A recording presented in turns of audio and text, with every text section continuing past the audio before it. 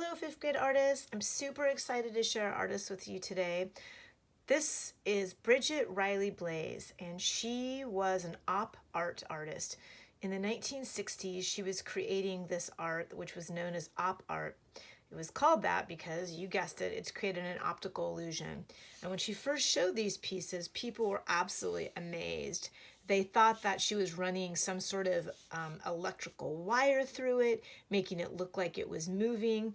It did look like it was moving, but there was no wire, there was no electricity. It was simply an optical illusion.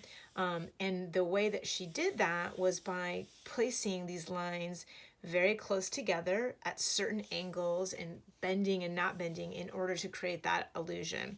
I love op art because we see so many different digital things these days and fancy special effects, and this is a really cool effect, and it's just done with line and paper.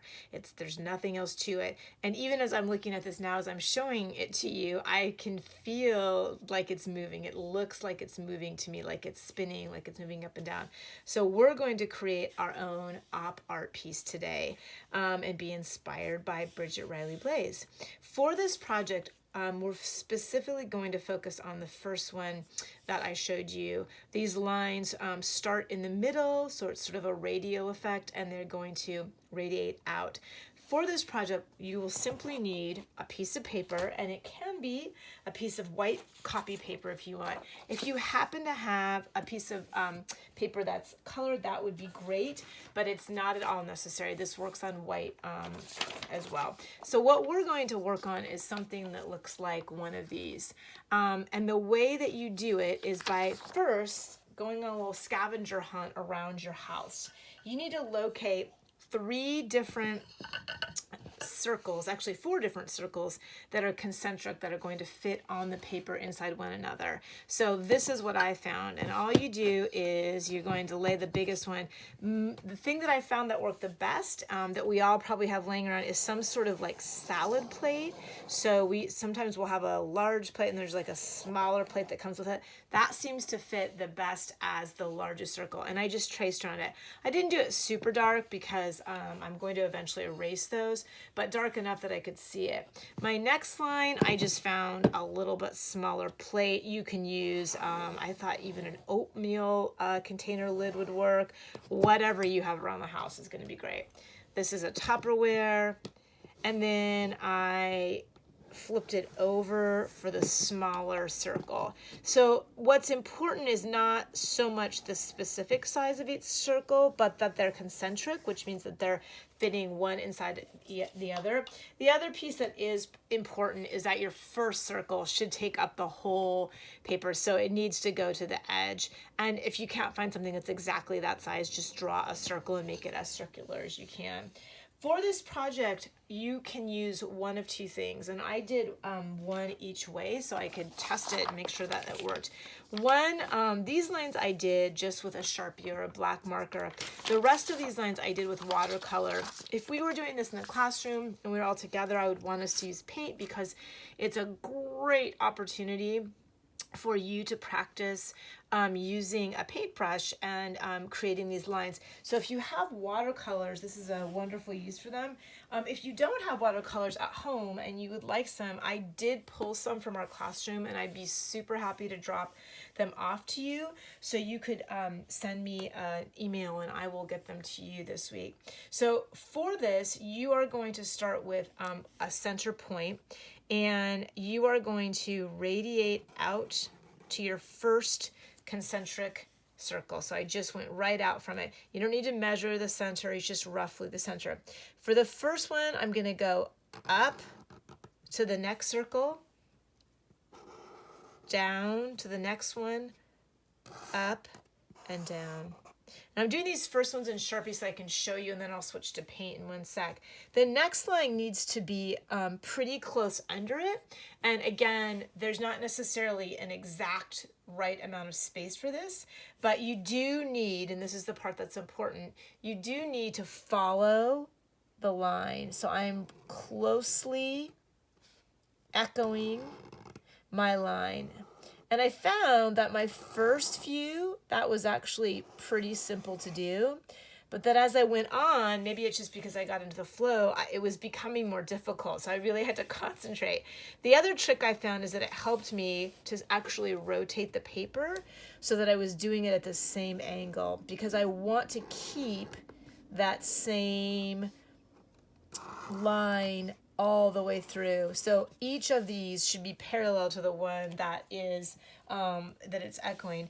If you want to do watercolors, you are going to use the same technique. I'm going to switch to that just for a second so I can show you. And the thing I really liked about this is it was a great opportunity for me to practice my hand being steady. Again, here I am rotating the paper so I can get to it. The other thing that we want to do on this to create the illusion that Bridget did is that the lines need to be different widths. So I'll show you a little bit about that in 1 second. So if I'm doing the paint, the different widths are actually really easy, because once I did my initial line, I can go back and I want this last one that I did to be a little thicker. And then I want put a little more black paint on that. And then this one is a little bit thinner and a little thinner. So that each one of your lines, let me show you one that has dried, so that each one that you're doing is a different thickness. So it goes from really, really skinny, a little bit thicker until the thickest. And you want that progression, right? You want the skinniest in the middle and moving out. And that's going to give you that optical illusion that Bridget was creating of movement. If you are using Sharpie or marker, and it doesn't have to be Sharpie, it can be any black marker, and you want to continue that size change, so thickness and thinness throughout, you can just do the marker in the same way. So on this one, I was using the marker. I just went back and I made these a little thicker, and I kept this a little skinnier. If you have a Crayola marker at home, you could do some of these outside areas a little thicker and the inside ones a little skinnier. So again, thinner in the middle, thicker on the outside. When you are done, and if you're painting, when the paint is dried, you want to go back and erase the pencil lines that you did. You don't need those anymore because you only need the effect of the black lines you've created. Again, remember when you're doing it, it will really help you if you rotate the paper. If you stay right here and try and simulate those lines, I found, anyway, for me, it was really difficult to get the same arc. So rotate that paper all the way around so that you get the full circle. I'll show you on this guy, you can see that the closer you make the lines, the happier you will be with the effect. So the closer you get him, the more of the optical illusion that you get. I also on this one went back and made sure I made that middle area very black, and I sort of like the way that turned out. I felt like it was radiating in a different way. So experiment.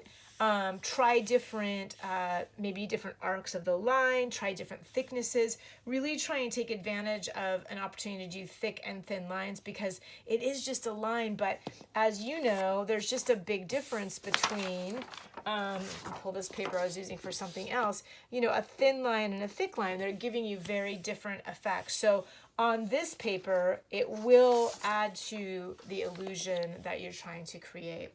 Let me know if you have any questions. And again, if you need supplies of any sort, please don't hesitate to reach out. I have some things, and if I have it, I'm happy to drop it off. I hope you enjoy this project. I'll talk to you soon. Thanks. Bye.